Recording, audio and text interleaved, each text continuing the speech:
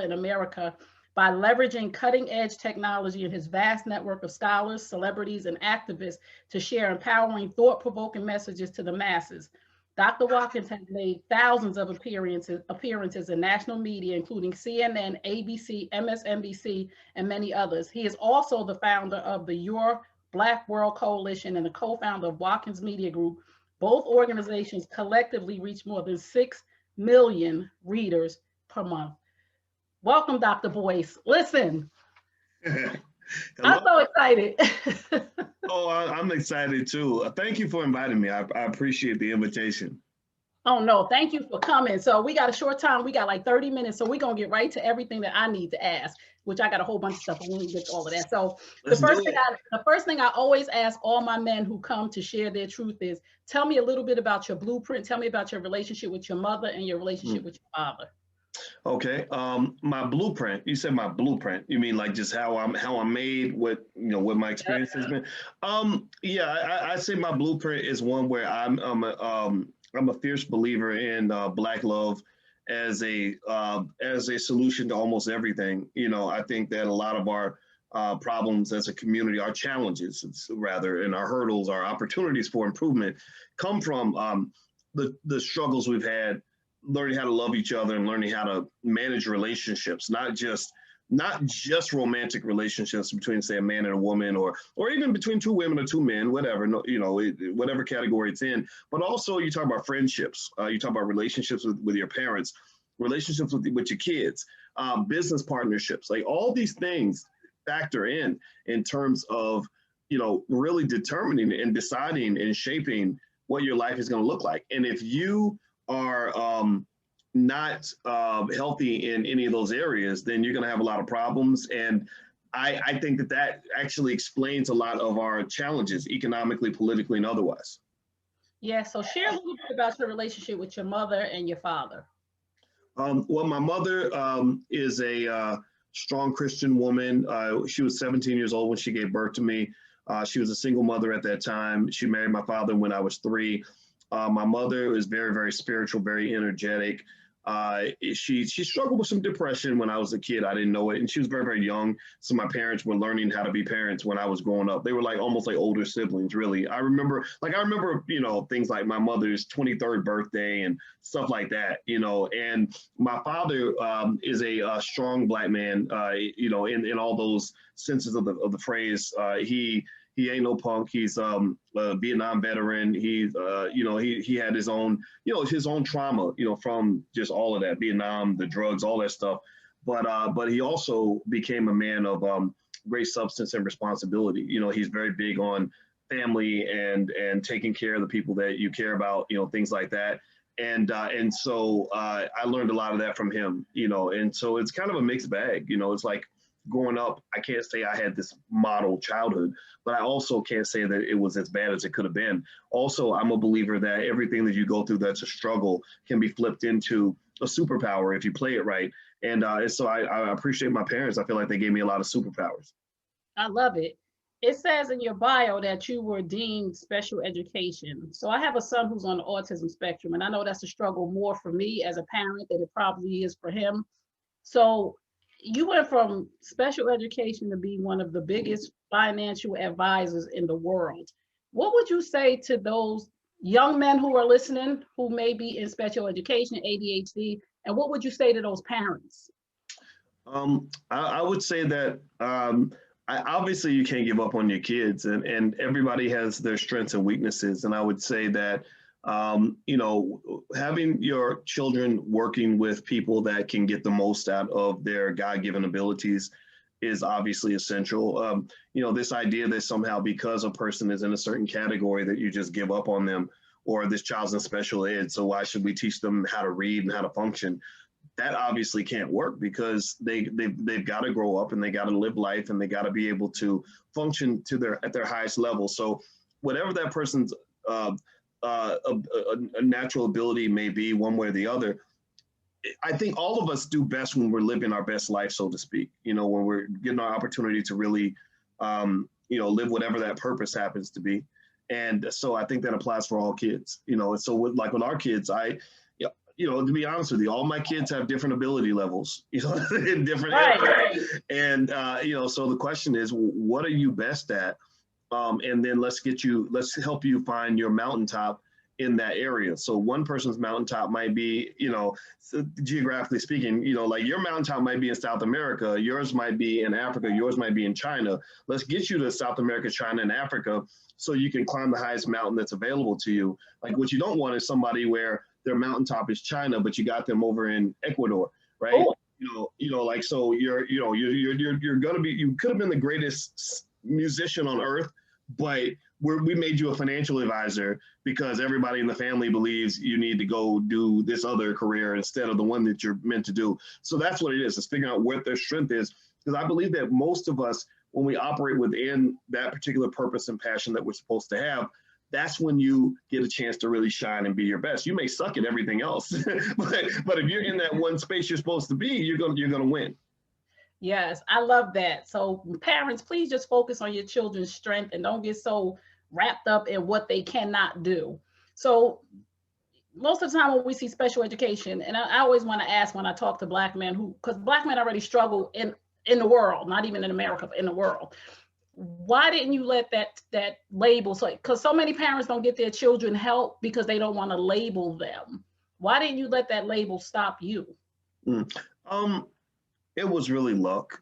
It wasn't like I just had this profound vision of, you know, it was more like I got tired of the system, you know, and I just said, okay, this ain't working. I'm not fitting in with these schools, with these white teachers, you know, and whatever. And so you just kind of become a rebel. You start, you know, ending up in detention every week and whatever. And I think that, again, because you're just who you are. You don't know that, you know, you don't know what kind of person you're becoming. You just say, this is who I am.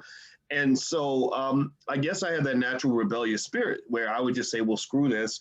I guess I'm the troublemaker. I guess I'm the bad kid. So I started fulfilling that role. And then I think carrying that into adulthood, I always had that rebel role. So even to this day, I have to check myself because sometimes I'll go against the grain, and I have to make sure I'm not just going against the grain just because it's the grain, right? I have to know when to say, okay, Boyce, you're not in fourth grade anymore. You know, just shut up, sit down, and fit in because it's okay. It's okay to do that. But you know, when whatever you experience in your formative years, it just stays with you. And so that rebellious spirit has worked well for me in certain areas. Like I didn't learn until I became an adult that it's usually the rebels that get a chance to become the millionaires and the successful people and all that other stuff. The people that follow too many rules, you know, you're limited by the intelligence level of the people that are making the rules. So if you're a genius that's following rules made by dumbass people, then you're going to be imitating a dumbass person. And I don't want to imitate dumb ideas, right? You know, so it worked out. I think so far, so good. Yeah, and that's good. We can transition right into this question because I see, you know, I went and did my research. I looked up everything about you, and some people don't like you because they said you be doing. Yeah, listen, I thought everybody liked me. What? Who are these people? And it's a lot of Black men that I saw, you know, Roland Martin wannabe and all of this other stuff. How do you listen? You know, everybody got something to say. How do you deal with the negativity around just really speaking your truth on a regular basis? Because so many people don't. You know, I learned that, you know, it's funny, like this weekend, you're participating in the Black Love Weekend and stuff like that we have going on. And I was talking to you right before we came on about the fact, or maybe right when we came on, one of the two, about how I believe that love is the secret to everything, right? Black love, Black relationships is the secret. I mean, what are you talking about? Wealth and health and everything. Like it links to everything. It's like an artery that kind of just goes through the whole body. And if you don't have that, then you don't have anything. And so one of the things that I could add to that is that one of the most important aspects of love is the ability to love yourself, right? Like self-love is a great starting point. Because you don't love yourself, then all kinds of crazy things come out of that. And so when you talk about dealing with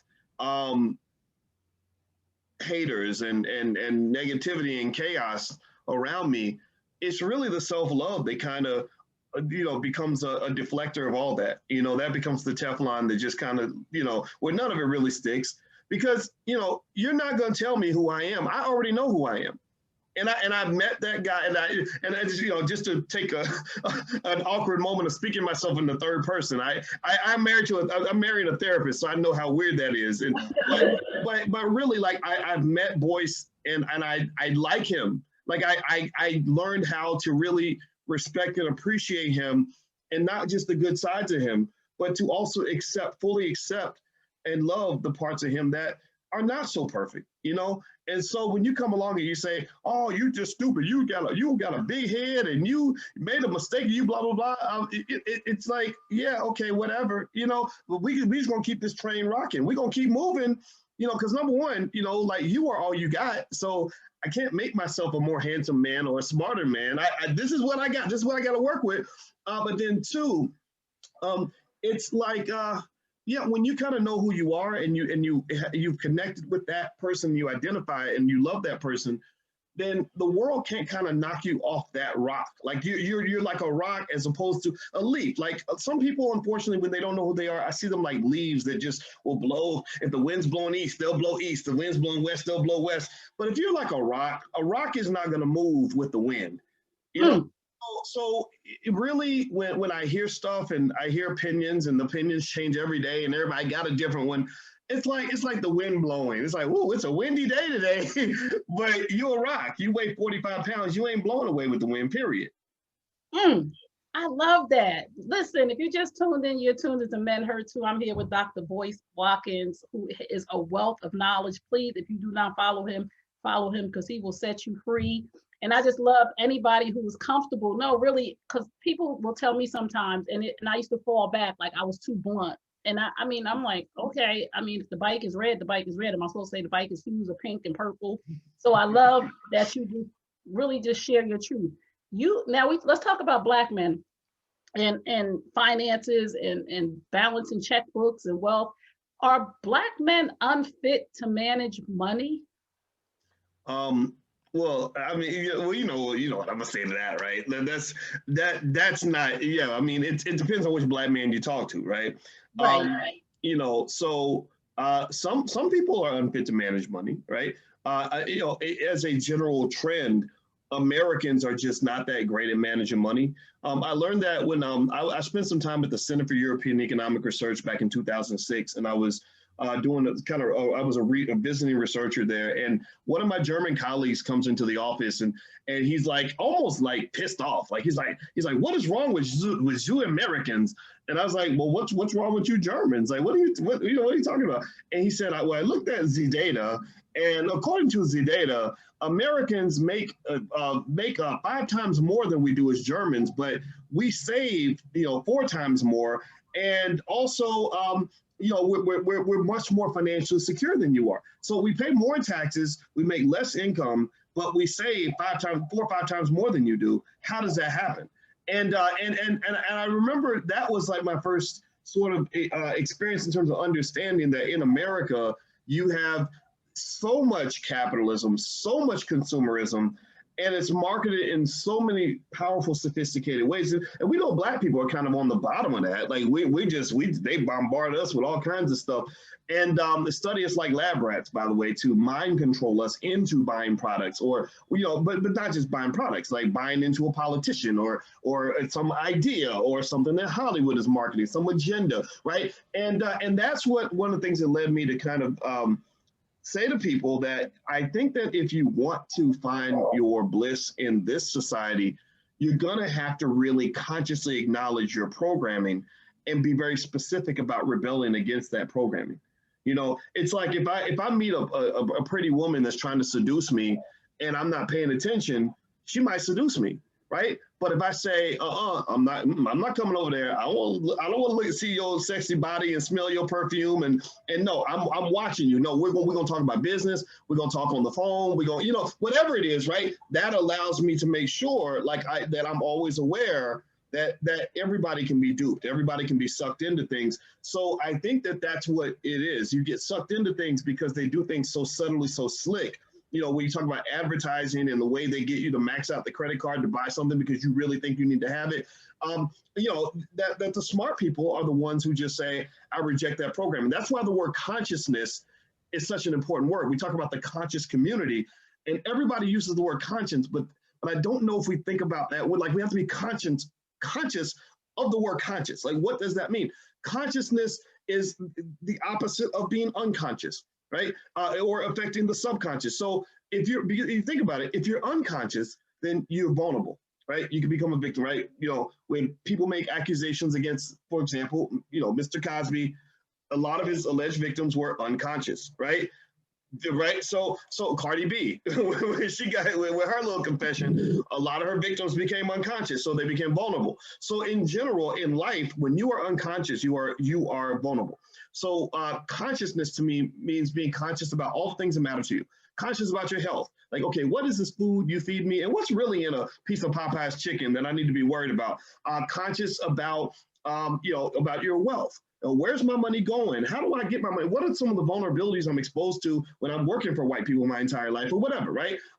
Conscious about your relationships. How do I make sure that if I want this relationship with this woman to really work, where do I get the tools to make sure that that's going to work instead of hoping that it just works out or relying on luck of the draw, where my subconscious mind is going to guide everything. And that's when all my trauma and all my little issues come in and destroy my relationship because I'm not conscious and intentional about preserving that, right? So I encourage everybody to really think about what that word conscious means and be conscious about the word conscious. Don't just use it, like, you know, apply it. Yeah. Oh my goodness, this is so good. You could just drop the mic right there. Listen, we live in this kind of sort of this bubble as Black people. We use a whole lot of excuses. You said something the other day. You said the world is being taught to hate straight men. I just want you to talk a little bit about that because I feel you. Well, you know what? I want to address some of that at the Black Love Weekend this weekend coming up, and maybe when you're on the panel, we could chop it up about that. But I feel like in our society, we just have this weird narrative now that's being consistently pushed to say that straight men are they're filled with this toxic masculinity. I know a lot of guys who are straight who feel like they can't do anything right. If somebody says, oh, well, my husband was abusive, nobody says, well, exactly, explain that. Like, what did he do that was abusive? Like, what exactly is going on here? Let us hear from him and hear his point of view, because what happens is that you create this weird fairy tale, what I think is a bullshit narrative that women are always the angels and can never do anything wrong, and all they know how to do is just innocently stand by this terrible man, right? And men are just these demons and with this, and that's not true. I know a lot of guys who are truly are nice guys who are truly hurt, who've truly been devastated in their relationships and didn't really, or at least they can't reflect on anything they did wrong. It doesn't mean that they didn't, right? Because we know relationships are complex, right? Sometimes neither one of us does anything wrong, but we both walk away hurt, right? But it's like, I think that just the way people sort of talk about relationships is incredibly biased. And also, if you think about this, here's one thing in terms of the politics of it all that I observed. If you notice, right? Joe Biden was accused of sexual assault. Nobody talks about it. Cardi B confessed to sexual assault to 14 million people. Nobody said anything about it. Bill Cosby's in jail, right? Now, I believe that if Cardi were Bill, she'd be in jail. If Biden were Bill, he'd be in jail. Why is the Black man in jail, but these other people are operating at the highest levels of society? Nobody can explain that. They can't. So that to me is just one microcosmic example of how the straight Black male is viewed differently, and particularly the Black male, but this is a straight male in general is viewed differently from everyone else. Like we don't really see in the media as many conversations about sexual deviance in the gay community, or sexual deviance among or not even sexual deviance, just any form of deviance that maybe women might commit. It's always sort of men and straight men, almost like we're the devil, and I just think that's wrong, and I reject that. I reject it too. That's why I'm here. That's why this podcast is so important. And all the men that I have interviewed have been through some form of trauma and was never ever allowed the grace and mercy, like you said, that white men are given or Black women are given. So why is it that there's so much negativity wrapped around a Black man, and why is his leadership role always being attacked? Why do you think? I think, well, if you go back, and by the way, I know we say we have 30 minutes, but if you want to keep going, we can keep going. I got to clear some time out. But I think it goes back to slavery. I think that the black man, particularly those who were intelligent and ambitious and things like that, and courageous, were always seen as threats. And so to manage that threat, like I can't imagine trying to control a bunch of aggressive Black men. If I'm a slave master and it's one of you and it's 100 of us, and we all about to go and kick your ass, you're gonna have to do some real circus tricks to control all of that. Like you're gonna really have to strategize to manage all of that. And so so if you go back to slavery, there was always an effort to find various ways to humiliate and to oppress the mind of young Black males before they grow into something that you can't control anymore. And so, so that humiliation of Black men or the emasculation or the butt breaking. I know Tariq Nasheed has a new documentary on butt breaking.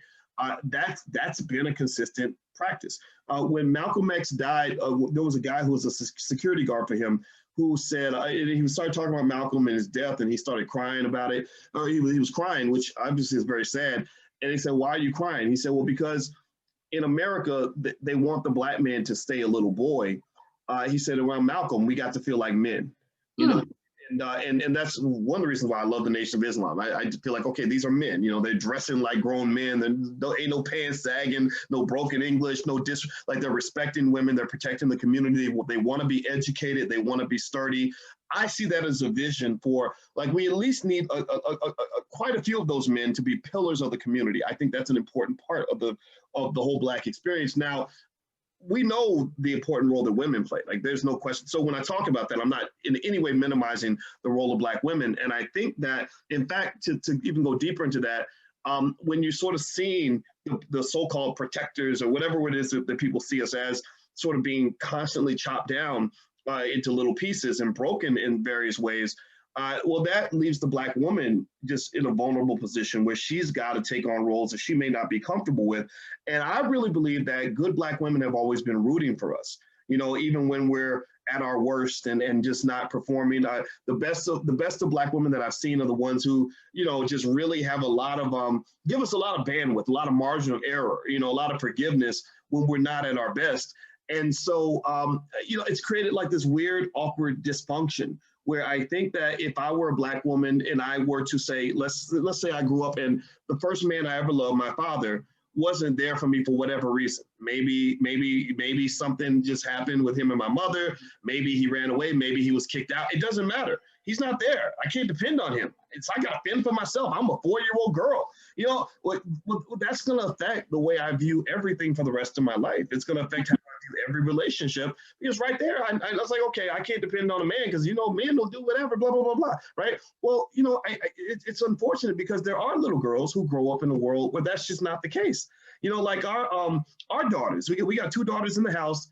They got 2 daddies, 2 firm, solid daddies who are financially secure, who are very assertive, very intelligent, who will protect the hell out of them, who will put a bullet in your brain if you touch either one of those girls. And so they're going to grow up, I think, with a different mindset than they would if they were in a space where all kinds of horrible things are happening because there is no protection at all. And so I think that in terms of how the Black male is viewed, I think we have to acknowledge it, right? I think that we have to sort of just say, okay, I understand why you feel that way. But then I think accept and respect the diversity of Black men. Every Black man ain't no, weak, little, saggy, soggy punk, they like run around pants droop down, broken English, ain't got a nickel in his pocket, no confidence. Like, there's a lot of Black men. Like, there are men like right now listening on my channel who are like, no, that's not me. Like, I'm a soldier. I invest my money. I am educated. I protect women and people that I care about. So I think for us, I think it's acknowledging the diversity, because I know I used to get real frustrated. I remember one time when my daughter was 7, and I went to my daughter's school. And I thought the parent-teacher conference was at, I don't know, 3 o'clock, and it was actually at 9 o'clock. Somehow signals got crossed. I got there late. And I remember the teacher, she talked to me like I was her deadbeat uncle who always shows up drunk to the family picnic. You know what I mean? Like she talked to me like I was just the biggest piece of shit that you ever met. Like, oh, there you go, there. You know how do you remember that shit? You know what I'm talking about, that type of thing. Yeah. Like, no, I was like, I'm a college professor and I'm a man. You're not going to talk to me. You're not going to address me like a deadbeat. Here's what happened, and we're going to fix this right now. And so I think they just kind of all of us really communicating all this is important. And what I like about your platform is that you're letting me sit here and just ramble away and give my perspective as a Black man. And that right there is invaluable because I know a lot of places where Black men don't even get heard. I met a young brother one time at one of my events. He was 19 years old. He was a student at Stanford. And he followed me around the whole day and kept asking, it's like, hey, Dr. Boyce, I got another question. And I love it when young people listen. I'm like, yeah, that's a good thing for you to do because I know a few things. But it was kind of like, dang, this kid is around me all day. And so he eventually told me his story. He said, 2-3 years ago, I wouldn't have even been interested in someone like you because he basically said, I thought I was white and I had all my friends were white. I was the star of the football team. He was also a straight A student and he was an actor too. He would act in plays and he's around white people. He had a white girlfriend and all this other stuff. And he said, he got accepted to all the Ivy League schools, Harvard, Yale, Stanford, all the way across the board. And he said that, all that changed the day she accused me of rape. He said, yeah, she accused me of raping her. And he said, I did not do it. He said, but I didn't know how to explain to people that I didn't do it. Like there was no proof. It was just her word. And so he said that at that moment, all of his white friends abandoned him. Like he said, all my white friends that I thought I was cool with were like, oh, you're a rapist. We're not going to talk to you. And he said, the only people that stood by me were the Black women. The Black women that were in the play with me, they actually heard me. They didn't necessarily take my word for it or whatever, but they heard me, right? And eventually it was revealed that she lied, that because she was on medication and she had made false accusations before, and so they dropped everything. But he said, I was traumatized. He said, I was so scared. He said, I couldn't trust anybody. I was afraid of being, it's like, he said, I almost felt like I was being assaulted or violated in some way because you're trying to send me to prison. He's on his way to Stanford. They're trying to send him to prison. And he said, so he gets to Stanford, right? And he goes to the Black Student Union, and he's thinking, okay, now you know how it is. You ever see somebody that used to think they're white, and then they discover Blackness, or they go through some shit, and then suddenly they want to be blackity black, extra black, at all the Black functions, right? Black power, everything, right? So he became that guy. So he goes to the Black Student Union meeting, and they're all talking, and he gets up to tell, his story. Like, as a Black man, this is what happened to me. It was terrible.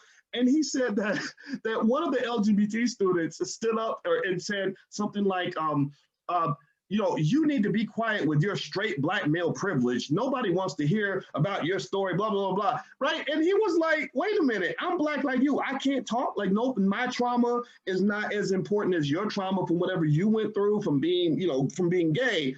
My trauma of being falsely accused and having my life almost stolen from me doesn't mean as much. So that's what literally led to his journey of Blackness. This was a true story. Believe it. He realized he was Black when they looked at him and that white girl said, he raped me. You immediately are a Black man. And my niece told me something about that. When my son was younger, I had a problem at a school that was mostly white. The teachers were mostly white. And he went there when he was in pre-K, so he started to get older and bigger. And my niece has a master's in special ed, so I had a problem. They said he had bit somebody. They were wearing arm coverings all of a sudden. And my niece said, let me tell you something, Auntie.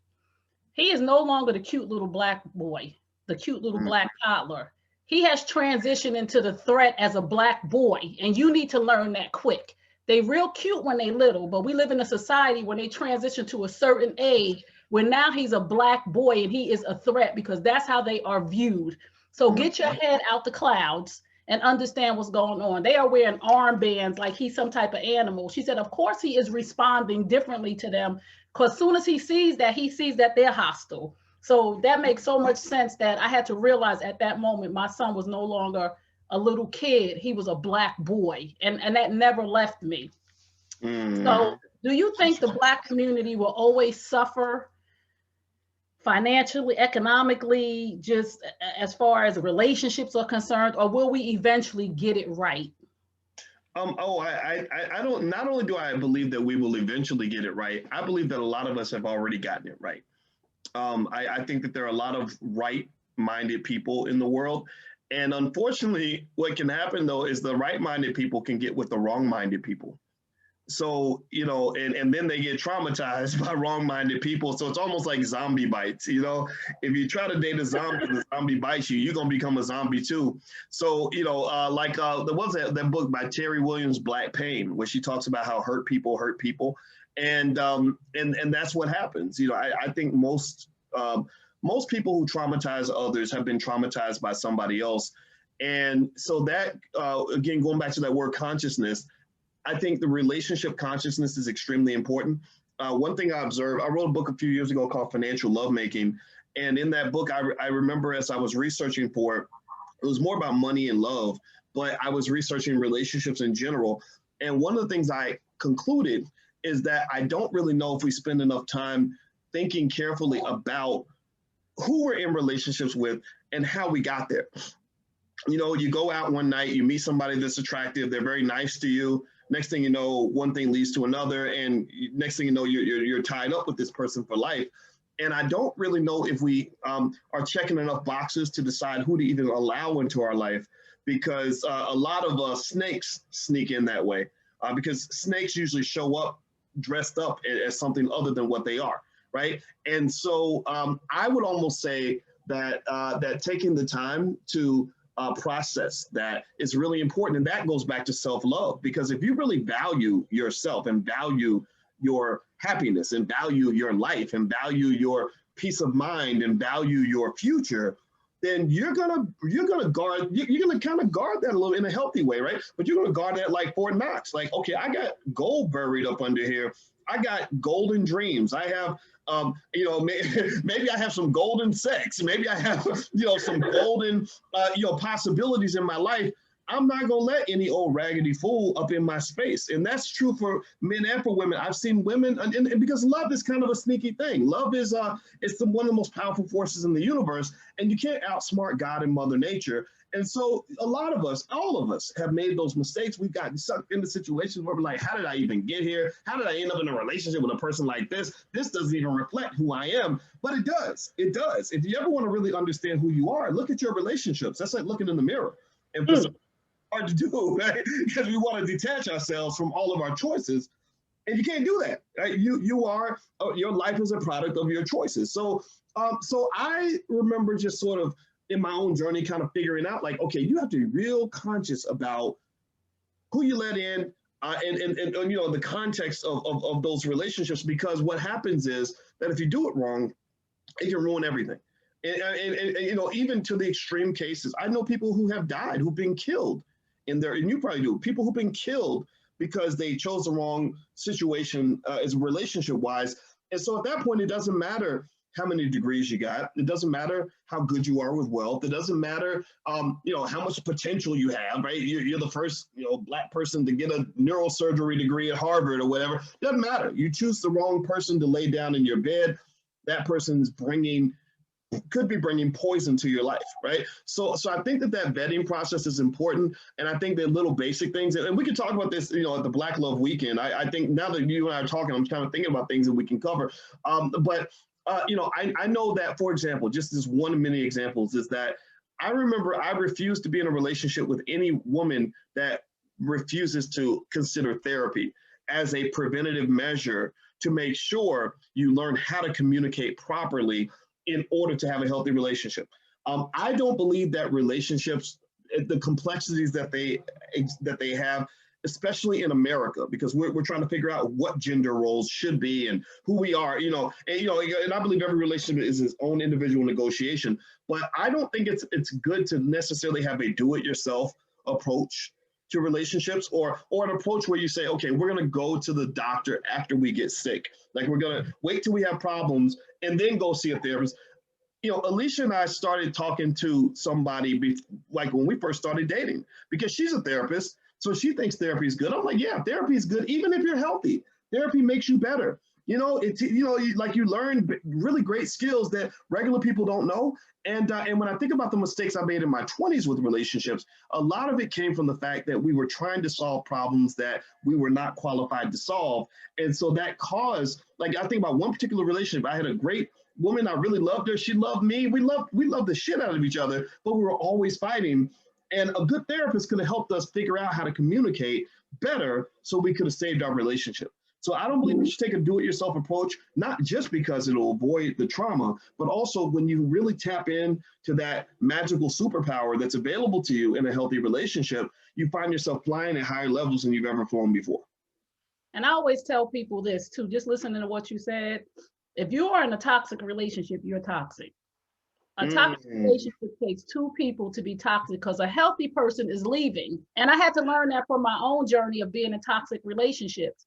But now I'm in a space where if it walks like a duck and it talks like a duck and it quacks like a duck, I'm out. And not immediately, or I'm just guarding myself. I'm so scared, because I believe love is a gamble that I'm willing to take with the right person. But I noticed that toxic people that are in toxic relationships, you stay because you're feeding off the toxicity. A healthy person can say, like you said, either you're going to get help, but you're not going to tear me up, because like you said, bad company corrupts good character. So most of the time when we trying to change a person who has terrible behavior, adverse behavior, acting out, they usually change us. You start acting like them. So I noticed as I began to get older, like I'm 51 now, so I wish I knew what I knew now about therapy and getting the help that I need and asking for help. I would have had such a different life, but we all are where we're supposed to be. So how come, and I want to ask you this question because I'm sure you'll give me a great answer. How come everything is shaming and bashing? Every time I have a conversation with somebody, whether I say you need to get right because your health is suffering, because you're way overweight, I'm fat shaming. If I say something about a person who's gay, I'm homophobic. I'm trying to understand, why is everything homophobia, shaming, or bashing? Where do we just get to have conversations, and why can't we? I think the world has changed. I think the internet has created factions of people that just we go in directions where people are going to tell us what we want to hear. I mean, think about it, and you really think about relationships in particular, something as delicate and as important as Black love. Millions of people are getting bad advice. There are a lot of self-proclaimed relationship gurus who pretty much have just figured out, look, if I just tell you what you want to hear, then you're gonna keep giving me money or whatever. And it's like if I run a gym where everybody gets cupcakes when they walk through the door, then a lot of people are gonna pick my gym. Now conscious people, health conscious people are not. They're gonna say, no, there's no way I can be healthy and you're giving me cupcakes every day. But being conscious requires work. That's why a lot of people don't do it. It requires critical thinking. And a lot of people, literally, that part of your brain, the prefrontal cortex that's responsible for critical thinking, that a lot of people, literally, they actually say that programming from just watching TV and things like that reduces the strength of your prefrontal cortex. You have to really exercise your logic skills like a muscle. And when you're sitting in front of the TV all day, and Black people actually watch more TV than any other group of people in America, it literally weakens your critical thinking skill in your prefrontal cortex. So consciousness is connected to critical thinking, which requires work. A lot of people don't want to do the work.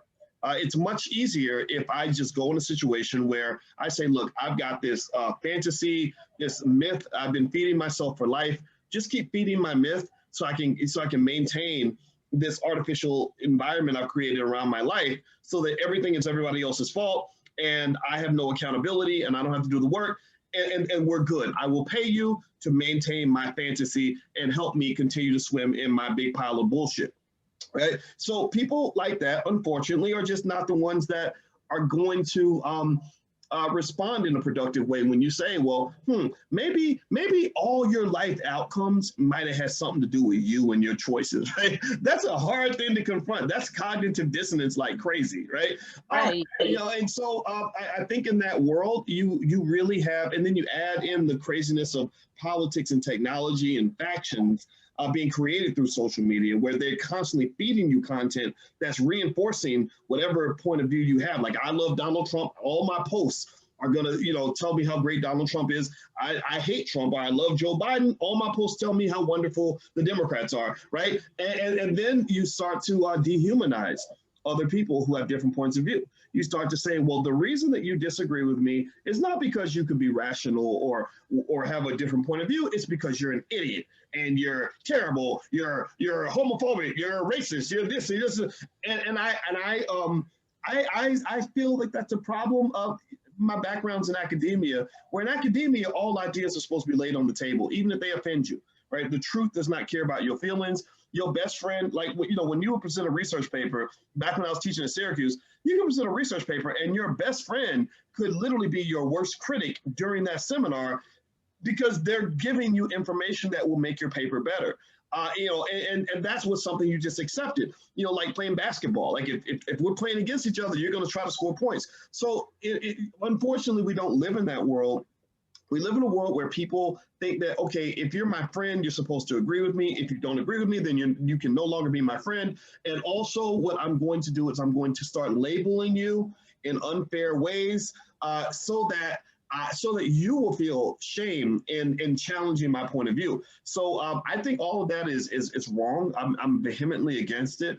I'm all for the free exchange of ideas, even to the point where when I really want to challenge myself, I will actively go seek out conversations with people who disagree with me completely and challenge myself to say, okay, if I'm really supposed to be an intelligent person, I should be able to put myself in your shoes and see the world from your view.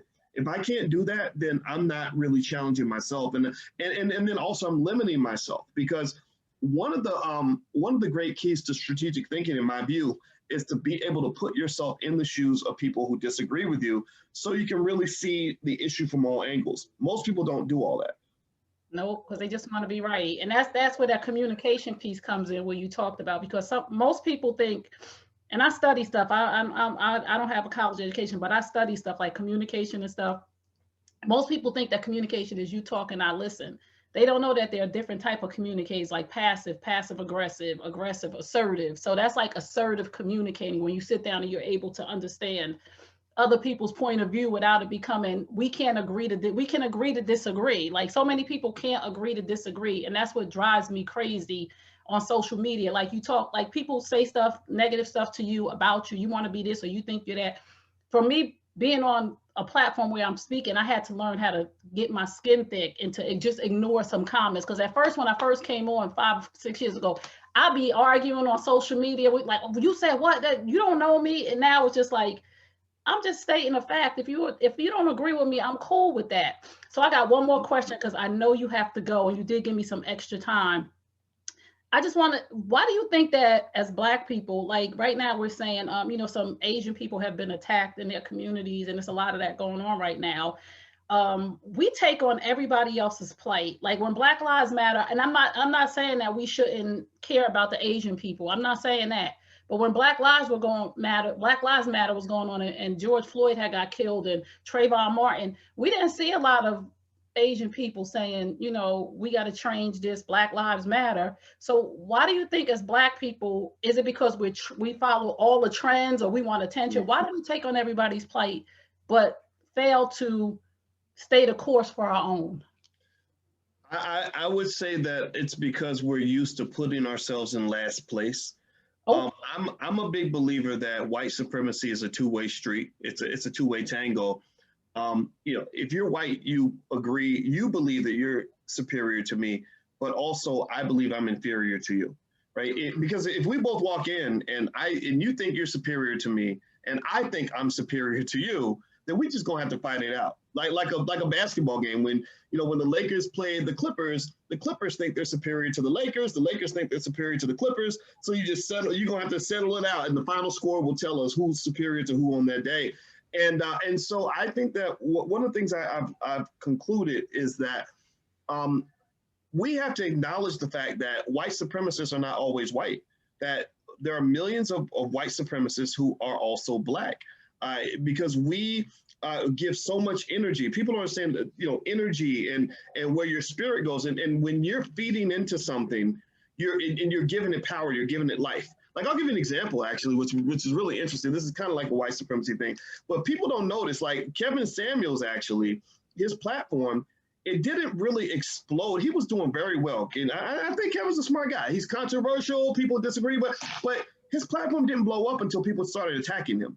When they started pouring energy into him, like, look at this guy, he's terrible.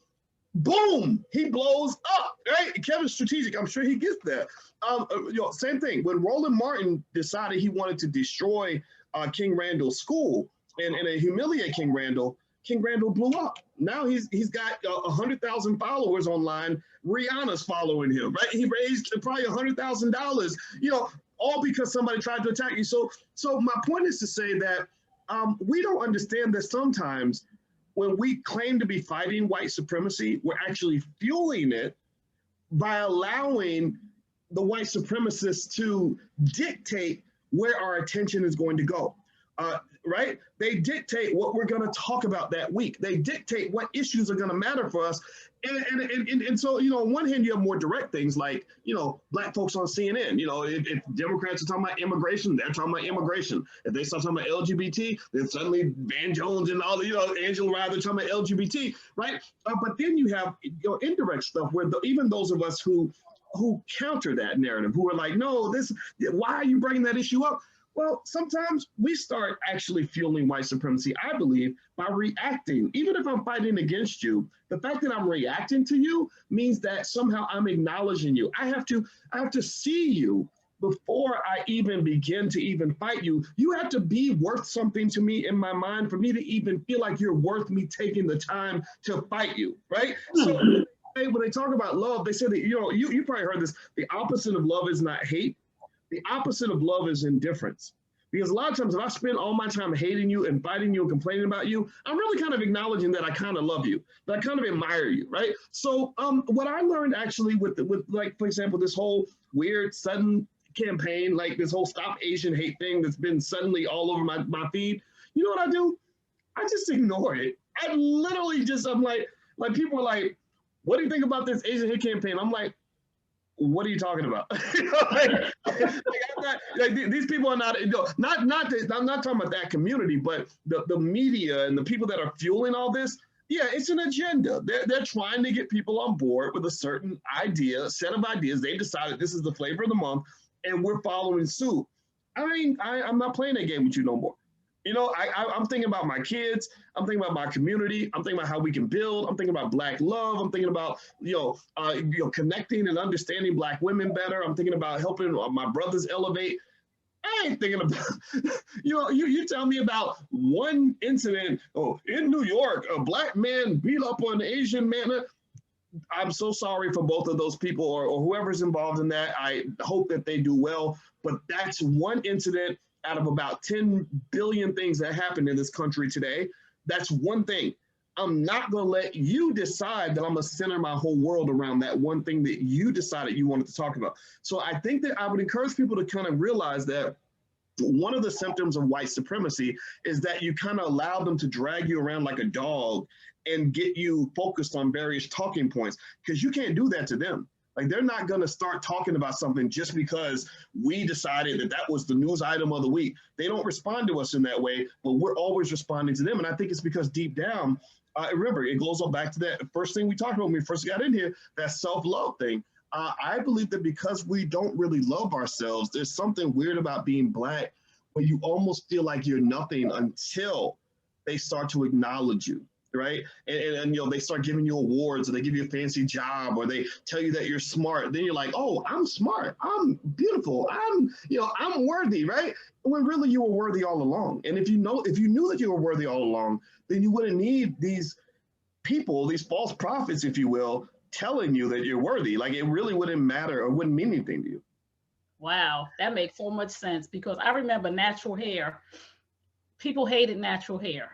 Like, women wearing their hair natural. Everybody all women had a perm. Women was wearing weaves, and all of a sudden, when media made it popular, everybody thought it was beautiful. It's always been beautiful. My niece has always been natural. She's the one that got me to go natural 6 years ago, before it was popular. She's like, just let your hair grow. Stop putting that stuff in your hair. You got pretty hair, Auntie. What are you doing? I'm like, I want it straight. She like, Auntie, go somewhere and sit down. Like, she got me into a bunch of natural stuff, but the media had us programmed as Black women that straight was right, straight hair was right, this was right, that was right. So I love the way you just, anybody who's listening right now, stop being puppeted by America. Like, anytime America can control, or anytime a person, and stop being puppeted, period. And I tell some of my clients this, like, when you self-control is the beginning of winning. When you allow another person to puppet you, when they can jar your emotions or make you angry, you just a puppet. So we got to learn how to not focus on what media is telling us to focus on, and really focus on the things that are important in our life. That's what I do. I focus on, men hurt too, because I feel like Black men are dope. I feel like I interviewed 40 Black men, right? 40. Not one of them was disrespectful. Not one of them jumped in my DMs. Not one of them said nothing smart. But that's the way they portray Black men. Like, oh, Tray, you must have interviewed 40 Black men. They must have been all trying to kick it to you. Actually, none of them actually did. And they're like, what? I'm like, because these are my brothers. So we got to change the narrative of what America wants us to think that a Black man is. I'm only around healthy Black men because that's where I choose to go. I choose to connect myself. Dr. Boyce, may I interview you? Darren Henson, may I interview you? I'm trying to connect myself to healthy Black men. So I want to give you the final word. What would you say to our Black brothers who are listening in America? What would you say to them, and how can we as Black, not only Black women, but Black people, support you guys better? Okay, well, first thing I'll say before I forget is, this weekend, you participate in the Black Love Weekend, which is the blackloveweekend.com, and it's free. And, it is something we sponsor in the Black Business School because these issues are important. The more I think about it, the more I realize relationships are everything. And shout out to people like George Frazier, who he wrote Success Runs in Our Race. And he was one of the first people to help me kind of understand that how you relate to other human beings is critically important to your success in almost anything. And it's not just romantic stuff. It's really, just how do you greet a stranger? Are you presenting yourself as helpful to that person, or, what is your gait, when you're just interacting with people? Like, I just think all those things are so important for life, success, business, happiness, all that. Now, specifically speaking, you mentioned, you said message to my brothers. What would I share with them? Well, I would say that as a Black man, my view is that we definitely don't need anybody telling us what it means to be a Black man, unless it's a person that is rooted and understands the community. There are aspects of Black maleness that nobody else really understands the way we do.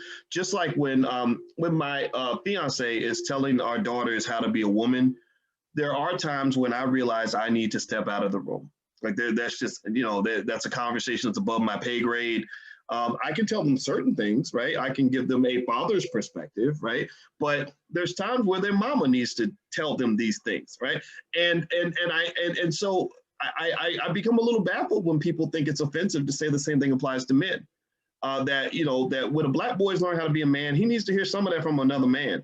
And his mama might be Superwoman 101. Right? We know all these things, right? We've seen all this, but that boy needs to hear from a man or two or three or 10 so he can shape his own perception of manhood. Because that's the other thing too. Even when you're learning how to be a man, I don't know if it's healthy to learn all of your manhood from one man. Like DMX, for example, talks about how his number one male role model was the guy who introduced him to crack when he was 14 years old. Right. So even when you're learning from a man, it's got to be different perspectives, because a lot of times what you see, I believe, when you see failures in Black manhood is, there are guys who learn how to become men by watching their favorite rappers. Well, sometimes that ain't healthy. Some of that lifestyle they present, they're smoking, drinking, killing, wasting all your money, sleeping with 1,000 different women. That's not, that's not healthy. Don't get me wrong. There's a conversation to be had around that. Like, okay, if you smoke a little bit of weed, there's ways to do that maybe in a healthy way. If you drink a little bit, that doesn't necessarily make you bad or good, but it shouldn't shape anything. Like, there shouldn't be sort of these weird stupid deal breakers of manhood that people get. Like I mentioned the other day how I went to Guyana and there was this guy I met, and I think he might have been a dope deal or something. He wore the shirt down where his hair was coming out of his chest. He had a big old mansion and boats and servants and everything, and he kind of came off like this, you know, drug lord type dude, you know, real masculine macho type guy. And he's like, and he offers me a drink, and I'm like, oh, that's okay. I don't want to drink. I'll take some water. And he's like, oh, well, in Guyana, we'll make fun of you if you're a man and you don't drink. And I got offended. So when you try to challenge my manhood, then I man up. I'm like, well, no, well, fuck you too. You know, like, no, we're not doing that today. You're not going to tell me that I'm only a man if I want to drink. Because my experience with manhood was I saw alcohol in a lot of ways. My father, who dealt with being a drug addict and alcohol, he was vehemently against that. He didn't want that for his kids. So he talked to me in certain ways that made me say, I don't even want to mess with it. Whatever there is that's in that bottle, it must be good. And I don't even want to know what it is, right? And it doesn't mean I'm going to judge you. It just means that that's my choice. That, you know, and that's what it has to happen at the end of the day, right? You're taking information from various sources, but you got to make that choice. Right. And I think that unfortunately, a lot of our guys, when you're talking about family and community, I think that what's missing in some conversations is this lack of balance in terms of understanding how important the role of the man and the role of the woman is. A lot of people can acknowledge the role of the mother, but sometimes act like the role of the father is optional. That shit ain't optional.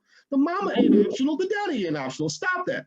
Right. And also, I think when you're talking about relationships, the other complexity is that every relationship is an individual specific negotiation that I believe part of that, a big chunk of that negotiation must occur without the interference of outsiders, right? One of the biggest tragedies I've seen in relationships is when you have people that are outside your relationship telling you what your deal breakers are supposed to be. Like, oh, well, no real man would ever let a woman talk to him like that, you know, or no, or girl, if you really have any self-worth, you won't let that man do that. No, like I think, I really think that when you're talking about your life, you spend most of your life by yourself to some extent, right? You're in your own head, you're in your own bed, you're living that life. All these sons of bitches that got 2 cents here, 2 cents there, things to say about your life, they're not living your life, right? So maybe internally, because you have information, access to information that nobody else has, you may decide, you know what, this woman did something real foul to me, but I'm gonna go ahead and let it slide because I don't want to imagine my life without this woman. And I know every man on the planet might call me a simp for letting this thing go. Like, I don't know, it could be she cheated on me or she disrespected, whatever. But you know what? I really don't want to lose her. And I'm willing to do what it takes to keep her by my side. And I think that you should make that decision in a vacuum, because these people will have you out here lonely. Like, you ever letting your pastor tell you what type of man you need to be with? Well, you only need to be with a man in the church, even though you in church and you don't see nothing but maybe 3 straight single men in the whole damn church, right? and 2 of them are having sex with everybody in the church. But somehow some man who knows nothing about your life is telling you that only men in the church are acceptable. No, like, don't you do that, because you'll end up, you know, at a certain stage in your life and you'll be lonely and you'll be thinking about scenarios that you run into where you're like, gosh, that was a really good guy. I should have held on to him, but my pastor told me I should let him go, so I did. Don't do that, because they're not living your life. They're not going to pay the price you pay. So you have to be the final authority on those decisions, and you have to gain the courage and the ability to take in the information, take in the advice take advice from everybody. I take advice from everyone, even people that are stupid and wrong and uneducated and backward, got other points of view. I like to hear it all, but then when it's all said and done, and it's time to make a decision about the life of Boyce, we gonna make that decision by ourselves. Ain't nobody else living this life but me. So that's probably the biggest thing I would say to anybody listening is stop letting these people, you know, you got these people on the some fool on the internet that told you how to live your, and you really are taking that advice. I think the reason you're taking that advice is maybe because you haven't gained the confidence to feel like you're worthy of being the final authority in certain areas. And I just encourage you to reject that. You know, prepare yourself. Listen to your gut. Anytime I've ever got this little secret, Trey, is that I realized in my life, every time I didn't listen to my gut, I always made the wrong decision 90% of the time, because you know how everybody's telling you like, no, go that way or take that job or date that person, and your gut is like, I think I want to go in that direction, but I'm afraid to tell so and so, and then you go in the direction people tell you, and then you look back and like, damn, I should listen to myself. And that's the benefit of, I think, getting a little bit older and wiser, is you eventually learn how to listen to yourself. Listen to yourself, but educate yourself so you're not giving yourself bad advice, right? You know, that's my 2 cents. I'm done. No, you're right. Trust, a lot of people, you gotta trust the chooser. You gotta trust yourself. So many people don't trust the chooser because of bad experiences have molded them. And everything that you're talking about, like I have a program called Life Skills that I just put together. These are just basic life skills: decision-making, critical thinking, communication. People think life skills is cooking, cleaning, being able to wash your clothes. No, it is critical thinking, decision-making, you know, just different things. Like we out here making decisions based on a feeling.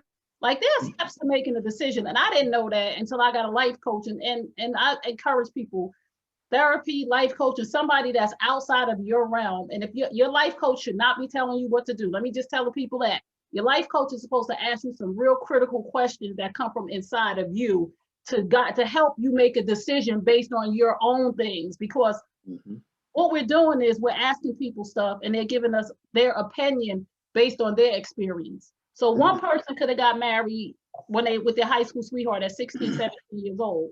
And another person could have got married, and their experience could be beautiful. They could be celebrating 60 years for being high school sweethearts. And this person over here could have total chaos from getting married too young. 2 different experiences. So whichever one you speak to, this one is going to say, oh my goodness, let your child get married at 16, 17. We've been married for 50 years. This one going to say, oh my God, don't let your kid get married. I got married when I was 17. It was the worst. So what we're listening to is just other people's experiences. And everybody's experience is different. So thank you for that. Makes so much sense. So at the end of the day, when I make a decision, I always know, Trey, you're going to have to deal with the consequences of your actions. Only you. And well, you know what that makes me think about what you just said is there's people make fun of me now because I play video games again. I decided I wanted something different, and I did it. My excuse is that my kids play, so I want to get closer to my kids, which really happened. But really, truth be told, it's, you know, they're kind of like my beard for adulthood, where really I feel like maturity is overrated, and I was like, you know what, I want to play video games, so that's really why. Even if I didn't have kids, I'd probably do it anyway. But one of the things I did was I started playing this game called Call of Duty, and I was really intrigued with the game and how it just simulates real life so well. And I researched, you know, how did they make this game? And one of the things I found was that the way they make the game is they'll go to a location, they'll take thousands and thousands of pictures of that location and then put it in the computer, and it creates a simulation. Like, it extrapolates that data to create a real life scenario which will give you, you know, all these points of view on, like, you go into a building, you see it from every single angle because they've taken all these thousands of pictures. And I think life is a little bit like that too, right? Like, every person we talk to and listen to has a certain point of view. And when they give you their opinion, it's a biased snapshot because they're standing on the east side of the building. Somebody else is standing on the west side of the building, right? Somebody's above the building, somebody's inside the building.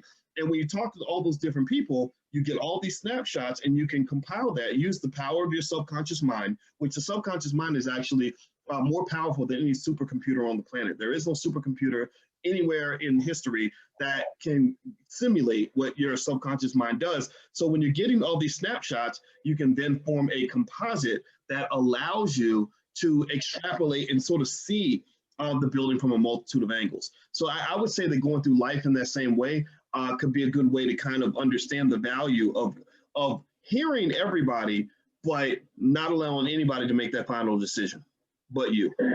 Yes, that is so good. Get all the angles and then you make the decision from the center. So please tell everybody where they can find you, what's coming up next, because I just really just thank you so much. This was so good. I could just stay on with you forever, but I know you like, girl, bye. Well, you know what? I've enjoyed this as well. This has been so much fun. This is a great morning conversation. I mean, I don't, you know, it's just earlier than I normally get up, but I was happy. I'm happy. I'm really happy we did this because I've had so much fun. If people want to come to the Black Love Weekend, that's going to be this weekend, then go to theBlackLoveWeekend.com. It's totally free. We sponsored in the Black Business School. We reached out to relationship experts, yourself, and you know, a few other, Dr. Charm Timms, and of course Dr. Alicia will be there, and Estia Brown, who's a relationship therapist, and a lot of other great people. And we just kind of wanted people to get an opportunity to hear from experts, you know, who, you know, really have the science behind it, because how you choose to manage your relationships is very important, you know, not just romantic, but your friendships, your business partnerships, everything else. And these individuals, also Dr. George James and some others, they're just really good at kind of, when I talk to them, they just tend to know how to manage relationships in a way that that adds value to your life. So that's what the Black Love Weekend's all about. So everybody's invited. It's theBlackLoveWeekend.com. Okay, what about you? Where can they find a follow friend and like you? Well, they can actually go to BoyceWatkins.com. That's a good place to go. Or if you want, you know, some great information, we actually have a page, the allblackagenda.com, where at the allblackagenda.com, I have a lot of stuff that basically can help you in various areas of your life, you know, whether it's investing or health or whatever, because I believe the Black agenda needs to come from Black people. I'm not a fan of a politicized Black agenda. I think it has to be something that comes from us. So we just pull together resources from really smart Black people and just put them on a page. And so it's theallblackagenda.com. That's a good place to go. Thank you. So, and plus Dr. Boyce Watkins, if you Google him, trust me, there's a whole lot of stuff that you're going to find, a whole lot of positive stuff that you're going to find. And when you see those negative people, just understand we all have to have that to keep the fire. For those are the people that carry the message, because sometimes you don't know a person until somebody says something bad about them. And then you say, Dr. Boyce Watkins, he want to be who, or he want to do what? And then you Google and you like, what? I didn't know who this was. Oh my goodness. I'm so glad I found you. So thank you, haters. I'm for pushing forward, because I would, you know, sometimes people don't know your name until somebody says something negative about you. There you go. Thank everybody for tuning in to Men Heard To, brought to you by #Coffee with T, and I'm T. Remember what I tell you at the end of all my broadcasts: you deserve the best. Yes, I'm talking to you. You deserve the best. Now go get it. Peace and blessings. And remember Psalm 147:3, he heals the brokenhearted and binds up their wounds. Psalm 147:3, he heals the brokenhearted and binds up their wounds. Thank you, Dr. Boyce, and we will see you guys next time. All right. Thank you so much. Yeah.